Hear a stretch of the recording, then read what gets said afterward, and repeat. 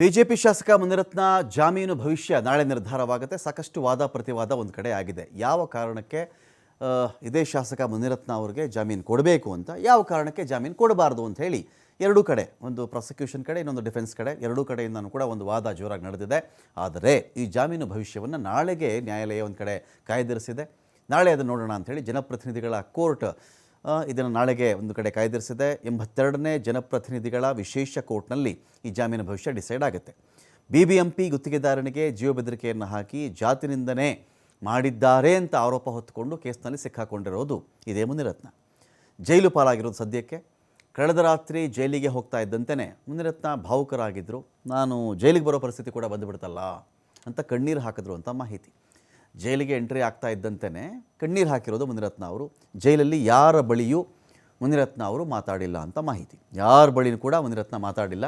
ಹೊತ್ಕೊಂಡಿರೋ ಆರೋಪ ಏನು ಅಂತ ಹೇಳಿದ್ರೆ, ಒಕ್ಕಲಿಗರ ಜಾತಿಗೆ, ಬೇರೆ ಜಾತಿಗೆ, ಹೆಣ್ಣು ಮಕ್ಕಳಿಗೆ, ಪರಿಶಿಷ್ಟ ಜಾತಿಗಳವರಿಗೆ ಇವರು ಅವಾಚ್ಯ ಶಬ್ದಗಳಿಂದ ನಿಂದಿಸಿದ್ದಾರೆ ಅಂತ ಇವ್ರ ಮೇಲೆ ಇರತಕ್ಕಂಥ ಆರೋಪ. ಜೊತೆಗೆ ಎಕ್ಸ್ಟಾರ್ಷನ್, ಹಣಕ್ಕೆ ಬೇಡಿಕೆ ಇಟ್ಟಿದ್ದಾರೆ, ಲಂಚಕ್ಕೆ ಬೇಡಿಕೆ ಇಟ್ಟಿದ್ದಾರೆ ಅಂತ. ಮುನಿರತ್ನ ಅವ್ರಿಗೆ ನಾಳೆ ಜಾಮೀನು ಸಿಗುತ್ತೋ ಸಿಗಲ್ವೋ ಅಂತ ಕೂಡ ಒಂದು ಟೆನ್ಷನ್ ಮುನಿರತ್ನ ಅವ್ರಿಗೆ ಸಹಜವಾಗಿ ಇರುತ್ತೆ. ಇನ್ನೊಂದು ಕಡೆ ಈಗ ಇವರು ವಾದ ಪ್ರತಿವಾದ ಕೂಡ ಬಹಳ ಇಂಟ್ರೆಸ್ಟಿಂಗ್ ಆಗಿತ್ತು. ಮುನಿರತ್ನ ಅವರ ಪರವಾಗಿ ವಾದಕ್ಕೆ ಇಳಿದದ್ದು ಅಶೋಕ್ ಹಾರನಹಳ್ಳಿ ಅಂತೇಳಿ ಬಹಳ ಅನುಭವಿ ಅಡ್ವೊಕೇಟ್ ಅವರು. ಅನೇಕ ವಿಚಾರಗಳಿಗೆ ಸಂಬಂಧಪಟ್ಟಂತೆ ಅವ್ರ ಬಳಿ ನಾವು ಮಾತನಾಡಬೇಕಾದಾಗ ಒಂದು ಲೀಗಲ್ ಇಶ್ಯೂಗಳು ಬಂತು, ಸಾಂವಿಧಾನಿಕ ಇಶ್ಯೂಗಳು ಬಂದಾಗ ಇದೇ ಅಶೋಕ್ ಹಾರನಹಳ್ಳಿ ಅವರನ್ನು ನಾವು ಕೂಡ ಮಾತಾಡಿಸ್ತಾ ಇರ್ತೀವಿ. ಅಂತಹ ಹಿರಿಯ ನುರಿತ ವಕೀಲರಾಗಿರ್ತಕ್ಕಂಥ ಅಶೋಕ್ ಹಾರನಹಳ್ಳಿ ಅವರು ಮುನಿರತ್ನ ಅವರ ಪರವಾಗಿ ವಾದವನ್ನು ಮಂಡಿಸ್ತಾ ಇದ್ದಾರೆ. ಇದು 6-7 ವರ್ಷಗಳ ಹಳೆಯ ಪ್ರಕರಣ. ಚೆಲುವರಾಜು 6-7 ತಿಂಗಳಿರಬೇಕು ಅಂತ ಭಾವಿಸೋಣ ನಾವು. 6-7 ತಿಂಗಳ ಹಿಂದಿನ ಒಂದು ಪ್ರಕರಣ ಇದು. ಚೆಲುವರಾಜು ಉಪಸ್ಥಿತಿಯಲ್ಲಿ ಆಗಿರ್ತಕ್ಕಂಥ ಘಟನೆ ಸ್ವಾಮಿ. ಸಾರ್ವಜನಿಕರ ಮುಂದೆ ಆಗಿರ್ತಕ್ಕಂಥ ನಿಂದನೆ ಇದಲ್ವೇ ಅಲ್ಲ. ಒಂದು 6 ತಿಂಗಳ ಮುಂಚೆ ಮೇ ಟೈಮಲ್ಲೋ ಯಾವಾಗೂ ಇದಾಗಿರ್ತಕ್ಕಂಥ ಘಟನೆ ಇದು ಸಾರ್ವಜನಿಕವಾಗಿ ಎಲ್ಲೋ ಪಬ್ಲಿಕ್ಕಲ್ಲಿ, ರೋಡಲ್ಲಿ, ಯಾವುದೋ ವೇದಿಕೆಯಲ್ಲಿ ಆಗಿರ್ತಕ್ಕಂಥ ಘಟನೆ ಅಲ್ಲ. ಈಗ ಜನಾಂಗೀಯ ನಿಂದನೆ, ಪ್ರಚೋದನೆ ಅಂತೆಲ್ಲ ಇವರು ಕಂಪ್ಲೇಂಟಲ್ಲಿ ಉಲ್ಲೇಖ ಮಾಡಿಬಿಟ್ಟಿದ್ದಾರೆ. ಇದಕ್ಕೆ ಅಟ್ರಾಸಿಟಿ ಕಾಯ್ದೆನೇ ಅನ್ವಯವಾಗಲ್ಲ ಸ್ವಾಮಿ. ಒಂದು ಕೋಣೆ ಒಳಗಡೆ ಇಬ್ಬರ ನಡುವೆ ಆಗಿರ್ತಕ್ಕಂಥ ಮಾತುಕತೆ ಇದು, ಅಥವಾ ಆ ಥರದೊಂದು ಭಾಷೆ ಅವರು ಬಳಸಿರಬಹುದು. ಆದರೆ ಸಾರ್ವಜನಿಕವಾಗಿ ಇಲ್ವಲ್ಲ. ಕಾಯ್ದೆ ಏನು ಹೇಳುತ್ತೆ, ಇಬ್ಬರಿಗಿಂತ ಜಾಸ್ತಿ ಜನರ ಸಮ್ಮುಖದಲ್ಲಿ ಈ ಥರ ಒಬ್ಬರಿಗೆ ಕೆಲವು ಜಾತಿಗಳನ್ನು ಉಲ್ಲೇಖ ಮಾಡಿಕೊಂಡು ಬೈದರೆ ಆವಾಗದು ಜಾತಿ ನಿಂದನೆ ಪ್ರಕರಣ ಆಗುತ್ತೆ ವಿನಃ ಎಲ್ಲೋ ಒಂದು ರೂಮಲ್ಲಿ ಇಬ್ಬರ ನಡುವೆ ಯಾರೋ ಏನೋ ಬೈದರು ಅನ್ನೋ ಕಾರಣಕ್ಕೆ ಅದು ಅಟ್ರಾಸಿಟಿ ಕಾಯ್ದೆ ವ್ಯಾಪ್ತಿಗೆ ಬರಲ್ಲ ಸ್ವಾಮಿ.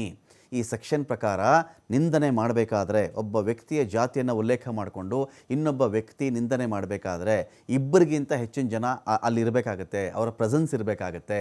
ಅವರ ಎದುರುಗಡೆಗೆ ಈ ವ್ಯಕ್ತಿಯ ಜಾತಿಯ ಕುರಿತು ನಿಂದನೆ ಆಗಬೇಕು. ಇಬ್ಬರು ನಿಂತಿರ್ತಾರೆ, ಇನ್ನಿಬ್ಬರಲ್ಲಿ ನಿಂತ್ಕೊಂಡಿರ್ತಾರೆ, ಇಬ್ಬರು ಮಾತಾಡ್ತಾ ಇರ್ತಾರೆ. ಒಬ್ಬ ವ್ಯಕ್ತಿ ಇನ್ನೊಬ್ಬ ವ್ಯಕ್ತಿಗೆ ಆತನ ಜಾತಿಯನ್ನು ಕುರಿತು ನಿಂದಿಸಿದಾಗ ಮಾತ್ರ ಅದು ಅಟ್ರಾಸಿಟಿ ಕಾಯ್ದೆ ಅಟ್ರ್ಯಾಕ್ಟ್ ಆಗುತ್ತೆ. ಅಟ್ರಾಸಿಟಿ ಆ್ಯಕ್ಟ್ ಇದೆಯಲ್ಲ, ಅದು ಅಟ್ರ್ಯಾಕ್ಟ್ ಆಗುತ್ತೆ ಅಂತ. ಅದರ್ವೈಸ್ ಒಂದು ರೂಮಲ್ಲಿ ಯಾರೋ ಇಬ್ಬರು ಮಾತಾಡ್ಕೊಂಡ್ಬಿಟ್ರು, ಒಂದು ಹಾಲ್ದಲ್ಲಿ ಯಾರೋ ಇಬ್ಬರು ಜಗಳ ಆಡ್ತಿರ್ತಾರೆ, ಒಬ್ಬ ಯಾರೋ ಇನ್ನೊಬ್ಬನಿಗೆ ಇನ್ನೊಂದು ಅವನ ಜಾತಿ ಕುರಿತು ಮಾತಾಡ್ಬಿಡ್ತಾರೆ, ಅಂಥ ಜಾತಿಯವನು ಇಂಥ ಜಾತಿಯವನು ಅಂತ ಹೇಳಿ. ಆ ಒಂದು ಮಾತಿದೆಯಲ್ಲ, ಆ ರೀತಿ ಮಾತನಾಡಿದ ಮಾತ್ರಕ್ಕೇ ಅದು ಯಾವುದೇ ಕಾರಣಕ್ಕೂ ಕೂಡ ಜಾತಿನಿಂದನೇ ಕಾಯ್ದೆ ವ್ಯಾಪ್ತಿಗೆ ಬರಲ್ಲ ಸ್ವಾಮಿ. ಯಾವುದೇ ಕಾರಣಕ್ಕೂ ಬರಲ್ಲ. ಅಲ್ಲಿ ರೂಮಲ್ಲಿ ಇದ್ರಂತೆ ಇಬ್ಬರೇನೋ ಮಾತಾಡ್ಕೊಂಡಿದ್ದಾರೆ, ಇವ್ರು ಅವ್ರಿಗೇನೋ ಅಂದಿರಬಹುದು, ಅವ್ರು ಇವ್ರಿಗೇನೋ ಹೇಳಿರಬಹುದು. ಹಾಗಂದು ಮಾತ್ರಕ್ಕೆ ಅವ್ರ ಮೇಲೆ ಅಟ್ರಾಸಿಟಿ ಕೇಸ್ ಹಾಕ್ಬಿಡೋದಾ? ಇಲ್ಲಿ ಚೆಲುವರಾಜುನೇ ನಿಜವಾದ ಆರೋಪಿ ಸ್ವಾಮಿ ಅಂತ ಇವರು ವಾದ. ರಿಯಲ್ ಆರೋಪಿ ಯಾರು ಅಂದರೆ ಅದು ಚೆಲುವರಾಜುನೇ. 6 ತಿಂಗಳಿಂದ ಸುಮ್ಮನೆ ಇದ್ದು ಇವತ್ತಿಗೆ ಇವರು ಕಂಪ್ಲೇಂಟ್ ಕೊಡುವಂಥ ಪ್ರಮೇಯ ಏನಿದೆ? ರಾಜಕೀಯ ಷಡ್ಯಂತ್ರ ಸ್ವಾಮಿ ಇದು ಮುನಿರತ್ನ ವಿರುದ್ಧವಾಗಿ. ನೆನ್ನೆ ನಡೆದಿದ್ದಲ್ಲ, ಮೊನ್ನೆ ನಡೆದಿದ್ದಲ್ಲ, ತಿಂಗಳ ಒಳಗಡೆ ನಡೆದಿರೋದಲ್ಲ, ಮೇನಲ್ಲಿ ನಡೆದಿರುವಂಥ ಘಟನೆಯನ್ನು ತೊಗೊಂಡು ಬಂದು ಇವರು ಸೆಪ್ಟೆಂಬರಲ್ಲಿ ಪ್ರಸ್ತಾಪ ಯಾಕೆ ಮಾಡ್ತಾ ಇದ್ದಾರೆ ಸ್ವಾಮಿ? ಕೇಳ್ತಾ ಇದ್ದಾರೆ ಮುನಿರತ್ನ ಪರ ವಕೀಲರು. ಮುನಿರತ್ನ ಅವರನ್ನು ಈ ಒಂದು ಪ್ರಕರಣದಲ್ಲಿ ವಿನಾಕಾರಣ ಸಿಲುಕಿಸಲಾಗಿದೆ. ಈಗಾಗಲೇ ಆರೋಪಿಯ ವಾಯ್ಸ್ ಸ್ಯಾಂಪಲ್ ಕೂಡ ಸಂಗ್ರಹ ಮಾಡಿದ್ದಾರೆ ಸ್ವಾಮಿ. ಸಾಕ್ಷ್ಯಾಧಾರರ ಹೇಳಿಕೆ ಕೂಡ ಇಲ್ಲಿ ದಾಖಲಾಗಿದೆ. ಈಗ ಸಾಕ್ಷಿಗಳ ಮೇಲೆ ಪ್ರಭಾವ ಬೀರೋಕ್ಕಾಗುತ್ತಾ? ನಾವು ಕಂಪ್ಲೇಂಟ್ ಕೊಟ್ಟಾಯಿತು, ವಾಯ್ಸ್ ಸ್ಯಾಂಪಲ್ ತೊಗೊಂಡು ಹೋಗಾಯಿತು, ಸಾಕ್ಷಿಗಳ ಹೇಳಿಕೆಯನ್ನು ತೊಗೊಂಡಾಯಿತು. ಈಗ ನಾವು ಯಾರಾದರೂ ಸಾಕ್ಷಿದಾರರ ಮೇಲೆ ಪ್ರಭಾವ ಬೀರೋಕ್ಕಾಗತ್ತಾ? ಜಾಮೀನು ಕೊಡಬಹುದು ಸ್ವಾಮಿ ಈ ಕೇಸಲ್ಲಿ ಅಂಥೇಳಿ ಅವರು ಒಂದು ಕಡೆ ವಾದವನ್ನು ಮಂಡಿಸ್ತಾರೆ.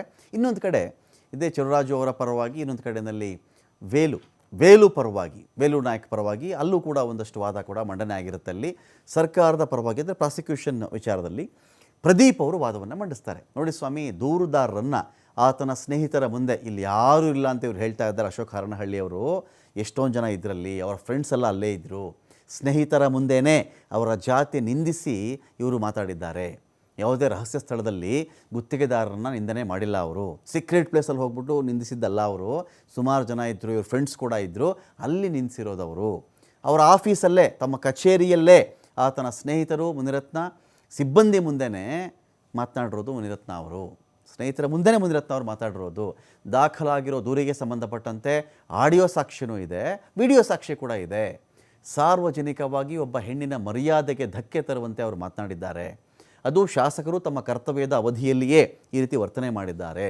ಸಾರ್ವಜನಿಕ ಸ್ಥಳದಲ್ಲಿ ಮಾತನಾಡಬೇಕು ಅಂತ ಏನೂ ಇಲ್ವಲ್ಲ. ಅವ್ರ ಬಗ್ಗೆ ಹಾಗೂ ಅವರ ಜಾತಿಯ ಬಗ್ಗೆ ಮಾತನಾಡೋದು ಕೂಡ ಅಪರಾಧ ಆಗಲ್ವ ಸ್ವಾಮಿ? 2015ರಿಂದನೂ ಇದೇ ನೋವನ್ನು ಅವರು ಅನುಭವಿಸ್ಕೊಂಡು ಬಂದಿದ್ದಾರೆ. ನೋವು ಮಿತಿ ಮೀರ್ತಿ ಇವತ್ತಿಗೆ. ಇದೇ ಯಾವ ಆರೋಪಿ ಇದ್ದಾರೋ ಇವತ್ತಿಗೆ ಮುನಿರತ್ನ ಅವರು, ಇವರ ವಿರುದ್ಧ ಒಂದಲ್ಲ ಸ್ವಾಮಿ 8 ಕ್ರಿಮಿನಲ್ ಪ್ರಕರಣಗಳು ಇವರ ಬಾಕಿ ಉಳ್ಕೊಂಡಿವೆ. ಹಾಗಾಗಿ ಅವರ ಕ್ರಿಮಿನಲ್ ಪ್ರಕರಣಗಳ ಹಿನ್ನೆಲೆಯನ್ನು ಕೂಡ ತಾವು ತಮ್ಮ ಗಮನಕ್ಕೆ ತಂದುಕೊಳ್ಳಬೇಕು ಅಂತ ನನ್ನ ಭಿನ್ನಹ. ವಕೀಲರು ವಾದವನ್ನು ಮಾಡ್ತಾರೆ. 8 ಕ್ರಿಮಿನಲ್ ಕೇಸ್ ಇದೆ ಸ್ವಾಮಿ ಇದೇ ಆರೋಪಿ ಮೇಲೆ. ಹಾಲು 2015ರಿಂದನೂ ಇದೇ ಕಥೆ ಈ ಅಪ್ಪಂದು. ಇದೇ ಥರ ಹಿಂಸೆ ಕೊಟ್ಟಿದ್ದಾರೆ, ನಮ್ಮ ಕಕ್ಷಿ ಇದ್ದಾರೆ, ಇದನ್ನು ಅನುಭವಿಸ್ಕೊಂಡು ಬಂದಿದ್ದಾರೆ. ಈಗ ಬಂದು ದೂರು ಕೊಟ್ಟಿದ್ದಾರೆ ಅಷ್ಟೇ. ತನಿಖೆ ನಡೀತಾ ಇರೋದರಿಂದ ಸಾಕ್ಷಿಗಳಿಗೆ ಗ್ಯಾರಂಟಿ ಬೆದರಿಕೆ ಹಾಕ್ತಾರೆ ಸ್ವಾಮಿ ಇವರು. ಆ ಸಾಧ್ಯತೆ ಇರೋ ಕಾರಣದಿಂದಾಗಿ ಇವ್ರಿಗೆ ಯಾವುದೇ ಕಾರಣಕ್ಕೂ ಬೇಲ್ ಕೊಡಬೇಡಿ.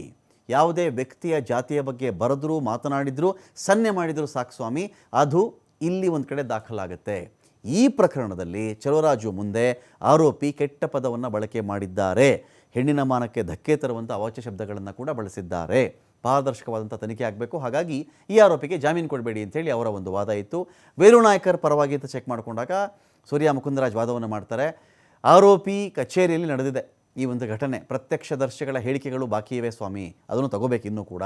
ಜಾತಿನಿಂದನೇ ಪ್ರಾಣ ಬೆದರಿಕೆ ಹೊರಗೆಲ್ಲೂ ಮಾಡಿಲ್ಲ. ಈ ಖುದ್ದು MLA ಆಫೀಸಲ್ಲೇ ಮಾಡಿರೋದು ಇವರು. ವಿಚಾರಣೆ ಮಾಡಬೇಕಲ್ಲ ಸ್ವಾಮಿ ಇದನ್ನು. ಸಾಕ್ಷಿಗಳಿಗೆ ಬೆದರಿಕೆ ಹಾಕಿಬಿಡ್ತಾರೆ ಇವರು. 8 ಕ್ರಿಮಿನಲ್ ಕೇಸ್ಗಳು ಇವರ ಮೇಲಿದೆ, ಬಾಕಿ ಇದೆ ಅದು ಇತ್ಯರ್ಥಕ್ಕೆ. ಹಾಗಿದ್ದಾಗ ಇವ್ರು ನಾಚೆ ಬಿಟ್ಬಿಟ್ರೆ ಬಿಡ್ತಾರ ಸ್ವಾಮಿ ಇವರು? ಬೆದರಿಕೆ ಹಾಕಿಬಿಡ್ತಾರೆ. ಹೀಗಾಗಿ ಜಾಮೀನು ಕೊಡಬಾರ್ದು ಸ್ವಾಮಿ ಅಂತೇಳಿ ಸೂರ್ಯ ಮುಕುಂದರಾಜ್ ವಾದವನ್ನು ಮಂಡಿಸಿದ್ದಾರೆ.